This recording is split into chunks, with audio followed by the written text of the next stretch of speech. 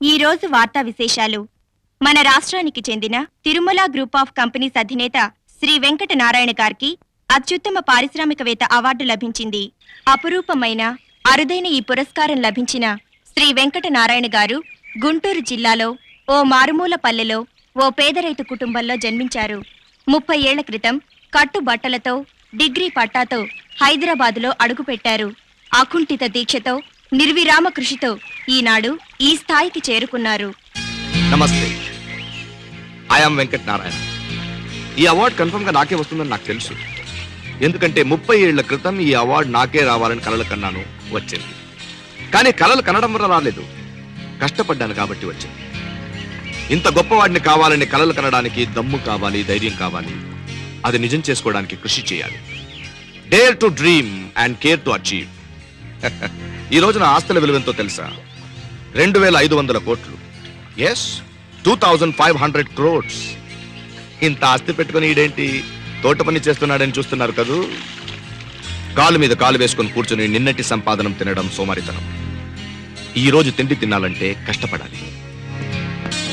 శ్రీవారు, tiffin ready. Tiffin తినడానికి నేను రెడీ. ఈ పూట టిఫిన్ తినడానికి అర్హత సంపాదించుకున్నారా? ఎస్, 3 గంటలు తోట పని చేశాను, టిఫిన్ తినే అర్హత సంపాదించుకున్నాను. నేను వంట చేశాను, టిఫిన్ తినే అర్హత సంపాదించుకున్నాను. You are my wife, it's confirm. మీకు కూడా థ్యాంక్స్ కన్ఫర్మ్. ఈ స్పూన్ ఎవరు పెట్టారు ఇక్కడ? నేనే పెట్టాను అయ్యగారు. ఈడెవడు? కొత్తగా పనిలో చేరాడు. ఇట్రా. ఇన్ని కోట్ల ఆస్తులు సంపాదించింది ఈ స్పూన్లు కావు, నా చెయ్యి. నా నోటికి తిండి తినిపించే అర్హత ఈ చేతికి మాత్రమే ఉంది. అర్థమైందా? అర్థమైంది. ఇంకా ఏం చూస్తున్నావు? తీసుకెళ్ళు. అలాగే అయ్యగారు. యా.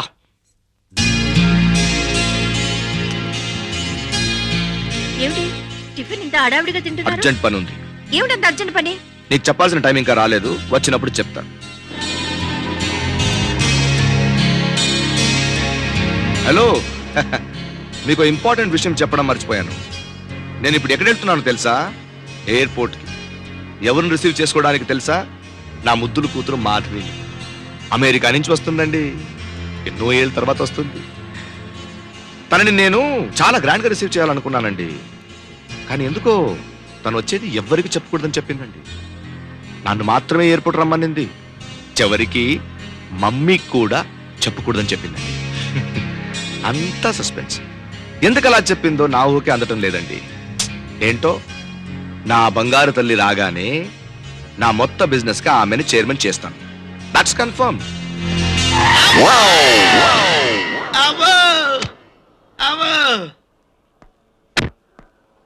Get up. ఏంటండి కళ్ళు నెత్తి పెట్టుకుని ట్రై చేస్తారా? కార్లో వచ్చేది మాత్రం మనుషులు కనబడరా? గుర్తుంది కాక ఏంటి అలా చూస్తారండి? కొడతారండి, కొడతారండి. ట్యాక్స్ కట్టావా? ట్యాక్స్ ఏంటండి? పన్ను. పన్ను మొన్న మధ్య పన్నుడు పోతే బంగారు పన్ను కట్టించుకున్నాను. పన్ను అంటే అది కాదు, నాన్ సెన్స్. రోడ్డు మీద నడవడానికి ట్యాక్స్ కట్టావా? ఏంటండి మీరు మాట్లాడేది? ఇంటి పన్ను కడుతున్నాం, వాటర్ పన్ను కడుతున్నాం, ఎలక్ట్రిసిటీ పన్ను కడుతున్నాం, ఆదాయ పన్ను కడుతున్నాం. రోడ్డు మీద నడవడానికి కూడా పన్ను కడతారా? హలో, ఈ రోడ్డు మీద కార్లు తిరగడానికి ప్రభుత్వానికి నేను 1,70,000 లైఫ్ ట్యాక్స్ కట్టాను. నేను మాత్రమే కాదు, ఇక్కడ తిరిగే ఆటో వాళ్ళు, కారు వాళ్ళు, లారీ వాళ్ళు, బస్సు వాళ్ళు అందరూ కట్టారు. సో ఈ రోడ్డు మీద తిరిగే హక్కు మాకు మాత్రమే ఉంది. అయితే ఏంటండి మీరు మాట్లాడేది? నీకు ఈ రోడ్డు మీద నడిచే హక్కు లేదు. మరి రోడ్డు మీద నడపతే గాల్లో ఎగురుతావా? హలో, ఆ హక్కు కూడా విమానాలు ట్యాక్స్ కట్టి సంపాదించుకున్నాయి. నీకు గాల్లో ఎగురు హక్కు కూడా లేదు. మరి రోడ్డు మీద నడవక గాల్లో ఎగరక ఎలా నడుస్తావుండే? నీలాంటి వాళ్ల కోసమే ప్రభుత్వం ఫుట్పాత్ కట్టింది. నువ్వు ఫుట్పాత్ మీదే నడవాలి. అవుననుకోండి కాదు, ఫుట్పాత్ మీదే వెళ్ళాలి. ఇంకొకసారి నిన్ను నడు రోడ్డు మీద నడవడం చూస్తే డైరెక్ట్ గా గుద్దేస్తా. అంతే, నీ 2 కాళ్ళు ఇరిగిపోతాయి. డైరెక్ట్ గా మంచం మీద పడతావు, నల్లులతో కాపురం చేస్తావు. ఇంకా నీతో పని లేదని నీ భార్య పిల్లలు నిన్ను వదిలేసి వెళ్ళిపోతారు. నువ్వు గతి లేక ఈ ఫుట్పాత్ మీద అడుక్కుని తింటావు. అడుక్కుంటూ ఎండకి ఎండి, వానకి తడిసి, చలికి బిగిసి, కృంగి, కృషించి, శుష్కించి, నేరసించి, నశించి. అన్ని చీలు ఎందుకండి? అప్పుడు నీ ముఖం చూస్తే పెద్దవాళ్ళు చీ అంటారు, చిన్నపిల్లలు బూచి అంటారు. చివరికి నువ్వు నీచాతి నీచమైన, హీనాతి హీనమైన, నికృష్టమైన చావు చేస్తావు. ఇది కన్ఫర్మ్. మీకు దండం పెడతానండి, మీరు ఈ క్లాస్ బేగడం ఆపకపోతే నేను ఇక్కడే కృంగి, కృషించి, నశించి, నేరసించి, శుష్కించిపోతాను సార్. మీకు దండం పెడతాను బాబు, నా పేమెంట్ మీద నేనే వెళ్తాను. Walk on the pavement.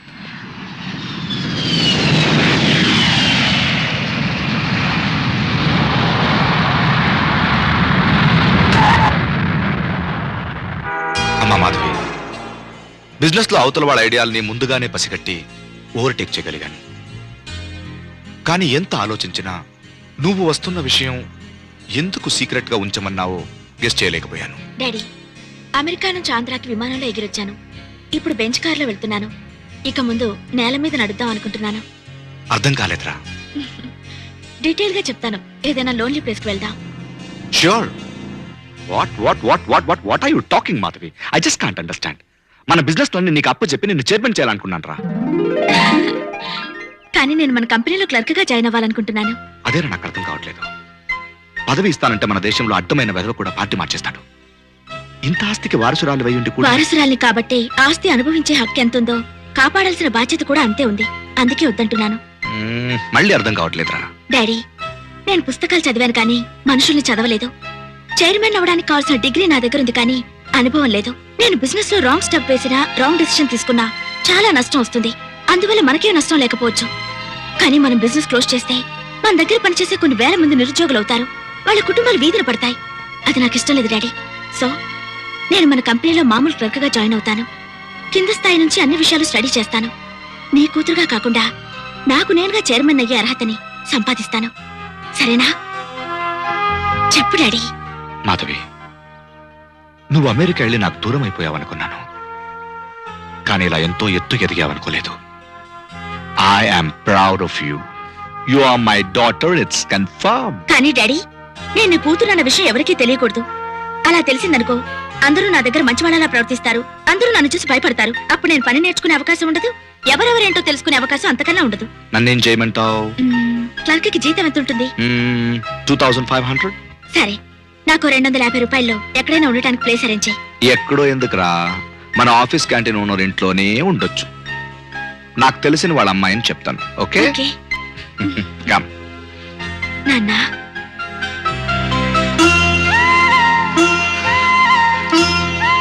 ఎన్నేళ్ళైందిరా నువ్వు నన్ను అలా పిలిచి? ఇంకొకసారి పిలువు. నాన్న, నాకు ఐస్ క్రీమ్ కొనిపెట్టవా? Why not? ఎక్స్క్యూజ్ మీ, ఒక కప్ ఐస్ క్రీమ్ ఇవ్వండి.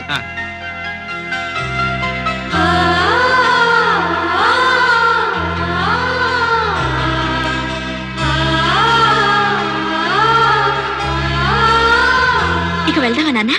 మళ్ళీ ఐస్ క్రీమ్ కొనిపెట్టమని ఎప్పుడు అడుగుతావురా? నేను చైర్మన్ అయిన తర్వాత. అమ్మ మాధవి. ఇవాళ నుంచి నా పేరు మాధవి కాదు, మాలతి. మాలతి? ఆ. ఓకే.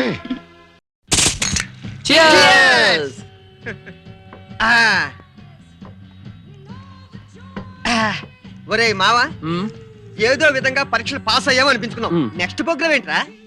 ఏముంది, ఉద్యోగాలు ఎత్తుక్కోవటమే. Shut up, just shut up. ఉద్యోగాలు వెతుక్కోవటం, ఆ తర్వాత ఉద్యోగాలు చేయటం ఎందుకు పనికిరాని సన్నాసులు చేసే పనిరా. బాబాయ్, నువ్వు ఎన్నేళ్ళుగా ఉద్యోగం ప్రయత్నం చేస్తున్నావురా? Since 15 years not out. దొరికిందా? లేదు. దొరకదు దొరకదు, నాకు తెలుసు అంతే. అదే నువ్వు ఉద్యోగానికి చేసే ప్రయత్నం. ఓ లక్షాధికారి ఇంటి చుట్టూ తిరిగి వాడి కూతురికి లైన్ వేస్తుంటే వాడి కూతురు దొరుకుండేది, లక్షాధికారివి అయి ఉండేవాడివి. అర్థమైందా? ఏంటి అర్థమయ్యేది? నాకు ప్రేమకి ఏది బారైపోతాని, కొన్ని ఏళ్ళు పోతే ఈ బారుకు కూడా ఏది బారైపోతేమో అని భయంగా ఉంది. ఏది బారు నారాయణ, నువ్వు నోరు మూసుకుంటావా?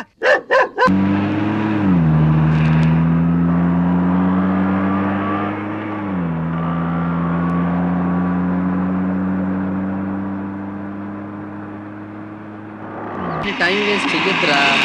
ప్రొసీడ్ అయిపో అంతే. ఓకే. అరే అవునరా, మరి ఈ నారాయణ గారు ఏడ్రా? అమ్మాయిలు వెనకాల పడుతున్నారా? అమ్మాయిలా? అరే ఈ వయసులో ఆంటీలు. Well, excuse me sir. Excuse me అంటే క్షమించమని. సారీ సార్, మేము మిమ్మల్ని క్షమించలేము. మీది ఈ ఊరేనా? ఈ ఊరు మాది కాదు సార్, మేమే ఈ ఊర్లో ఉంటున్నాం సార్. ముబుల్వాని పాలెంకి ఎలా వెళ్ళాలి సార్? సార్ ఎలాగైనా వెళ్ళచ్చు సార్, మాకే అబ్జెక్షన్ లేదు sir, no problem sir. Sir మీరు ఆ కార్ లో వెళ్ళచ్చు సార్, బస్ లో వెళ్ళచ్చు సార్, సైకిల్ మీద వెళ్ళచ్చు సార్. అది పాపం రా, నడుచుకుంటూ వెళ్ళకూడదా ఏంటి? అవునరా, హెల్త్ చాలా మంచిది. సార్, సుబ్రహ్మయ్య గారిని వాళ్ళ ఇల్లు ఎక్కడ తెలుసా? సార్ ఆయన మినిస్టర్ గా సార్ తెలియడానికి. ఆయన భార్య అన్నపూర్ణమ్మ అని, షీఈ్ ఎ టీచర్. టీచర్లకు జీతాలు ఇవ్వట్లేదు సార్, ఇంక అడ్రస్ లేని తెలుస్తాయి సార్. Will you please? వాళ్ళకి 2 పిల్లలు సార్. ఒక అబ్బాయి మీ వయసు ఉండొచ్చు, ఒక అమ్మాయి మీ వయసు ఉంటుందా? కన్ఫర్మ్. మను, సుబ్బరామయ్య అంటే మీ నాన్నే కదరా? యా అన్నపూర్ణ అంటే మీ అమ్మే కదరా? ఆయన అడిగింది మీ ఇంటి అడ్రస్ నేరా బాబు, మీకోసమేరా. ఛీ, మా ఇంటికి బెంచ్ కార్లు ఎవరు వస్తారా? ఏమోరా కొంప తీసి నీకు పెళ్ళిటానికి వచ్చాడేమో. ఇది ఎప్పుడు ఇంతే. ఒరేయ్, బెంచ్ కారు! ఒరేయ్, బెంచ్! ఈ డబ్బెందుకురా? డబ్బిస్తుంటే ఎందుకంటావేంటక్క? అభిమానంతో ఇస్తున్నాడు, తీసుకోవే, లేకపోతే బాధపడతాడు. మీరు ఊరుకోండి. తమ్ముడు, దానం ఇచ్చే స్థితిలో నువ్వు ఉన్నా అది తీసుకునే దుస్థితిలో మేము లేరా? No doubt your my sister. It's confirm. అన్ని గొడవలు మర్చిపోయి 20 ఏళ్ల తర్వాత ఈ అక్కయ్యని చూడడానికి వచ్చావు. ఆ అభిమానమే చాలు. చాలా ఏళ్ల తర్వాత నిన్ను బావని చూశాను. కాకపోతే నా మేనల్లుడిని మేనకోడల్ని నీ చూడలేదు. మేనగోడలు కంప్యూటర్ క్లాస్కి వెళ్ళిందిరా. వాడు డిగ్రీ పాస్ అయ్యాడు కదా, ఉద్యోగం వేటలో వెళ్ళాడు. ఓ అదిగో రానే వచ్చాడు. యు మీరు ఏమిటి అలా చూస్తావు? మీ మావయ్య. మావయ్య? నాకు మావయ్య పుట్టాడని సంగతి నాకు ఎప్పుడు చెప్పలేదే. నేను నీకు మావయ్యగా పుట్టలేదు, నువ్వే నాకు మేనల్లుడుగా పుట్టావు. అవును, ఈ ఫేస్ కి ఆ గడ్డం అవసరమా? ఇదే నా గ్లామరు, నీకేమైనా అడ్డమా? అడ్డమా లేదా అని చెప్పాలంటే ఒక క్లాస్ పీకాలి, దానికి నాకు టైం లేదు. ఏ ఉద్యోగం లేకుండా తిరుగుతున్నావుంటగా అక్కయ్య చెప్పింది. ఒకసారి హైదరాబాద్ వచ్చినాను కలు. వస్తానక్క. వస్తాను బావ. ఓకే.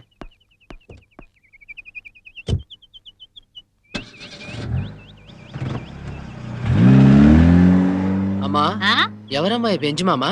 ఏరా, నే ఒంటరిదాన్ని కాదు, నాకు తమ్ముడు ఉన్నాడని చెప్పేదాన్నిగా. ఆ. వాడే వీడు. రేయ్, ఆ. ఇదిగోరా వాడు విజిటింగ్ కార్డు. రేయ్, వాడు నాలాగా ఏకైక తేనెటీక్ కాదు, ఏకంగా తేనె పట్టే. హైదరాబాద్ వెళ్ళి వాడిని పట్టు, ఉద్యోగం పట్టు, ఇవ్వరా నాకు rest. Oh my god! Tirumala group of companies కి proprietor, chairman, the great business magnate Venkat Narayana నీ తమ్ముడా? అబ్బబ్బబ్బబ్బబ్బబ్బా! అమ్మా, నువ్వేదో సాదా సీదా అమ్మ అనుకున్నానమ్మా. ఇంత పెద్ద డబ్బున్న బ్రదర్ ఉన్నాడు అనుకోలేదమ్మా. ఏ ఇదేంట్రో అమ్మా, యు ఆర్ గ్రేట్ అమ్మా. అరే, అరే. అమ్మా, ఏమిట్రా ఇది? అమ్మా, నీకేదో తమ్ముడునా అంటే మన లెవెల్ వాడు అనుకున్నాను కానీ ఇంత లెవెల్ వాడు అనుకోలేదమ్మా. అంత లెవెల్ వాడు అయ్యాడని నాకు తెలియదు కదరా. అమ్మా, మ్మ్. కూతురు వగేరా ఇన్ఫర్మేషన్ లాగేవా? ఒక కూతురు ఉందంట, అమెరికాలో చదువుకొచ్చిందంట. నాకన్నా పెద్దదా చిన్నదా? నీకంటే చిన్నదేరా. ఆ, ఆ, అరే అరే, అరే, అరే, అరే, అరే, అరే, అరే. ఇదంతా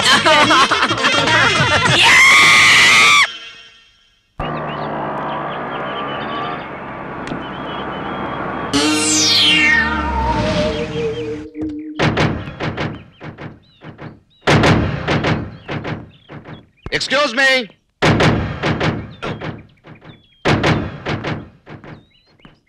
నమస్కారం సార్. నీ చెయ్యి చాపు. ఎందుకు సార్? ఇందుకు. ఏంటి సార్ ఇది? ఫుట్పాత్ మీద నడిస్తే కూడా శిక్ష వేస్తారా?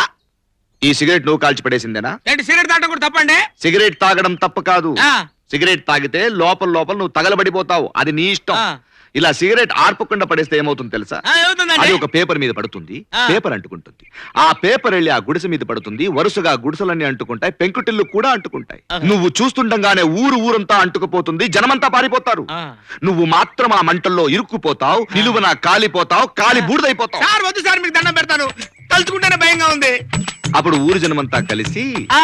నీ బూడిదిని ఒక కుండలోకి తీసుకొని ఆ, గంగానదిలో కలుపుతారా సార్? కాదు, మురికి కాలువలో కలుపుతారు. మురుగు కాలంలో ఎందుకు కలుపుతారు సార్? అవును, ఆ కంపు భరించలేక, ఆ కుళ్ళు వాసనకి తట్టుకోలేక నీ బూడిదలో ఉన్న ప్రతి కణము కుళ్ళి కుళ్ళి చేస్తుందిరా. సార్ మీకు దండం పెడతాను సార్, పొరపాటు అయిపోయింది సార్.